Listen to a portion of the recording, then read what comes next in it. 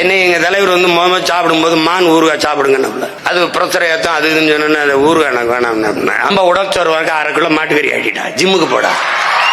அதாவது மாங்காய் ஊறுகாய் கேள்விப்பட்டிருப்போம், அதனால மான்கறி ஊறுகாய். ஆனா பாவீங்களா, அதாவது ஒரு மேடையில ஒருத்தன் ஏறானா 60 செகண்ட்ல ஒரு 10 செகண்ட் ஆச்சு கொஞ்சம் உண்மையை பேசுவான்டா.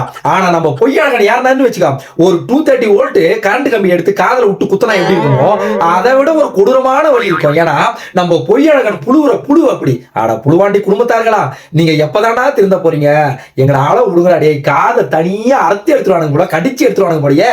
இன்னும் என்ன நீ பைத்தியக்காரனாவே நினைச்சிட்டு இருக்கறல? இதுல ஹைலைட் என்னன்னா, மாட்டுக்கறி சாப்பிடுங்கடா போங்கடா ஊன்னிட்டு அப்புறம் கொஞ்ச நேரம் கழிச்சு அந்த மாட்டு முன்னாடியே போயிட்டு மண்டி போட்டு மாடுகள் மாநாடுன்னு ஒரு மாநாடு போடுவாரு. திடீர்னு அந்த மாடு என்ன தெரியுமா படம், மண்டி போட்டு கண்ட மேனிக்கு காய் முய்யும்.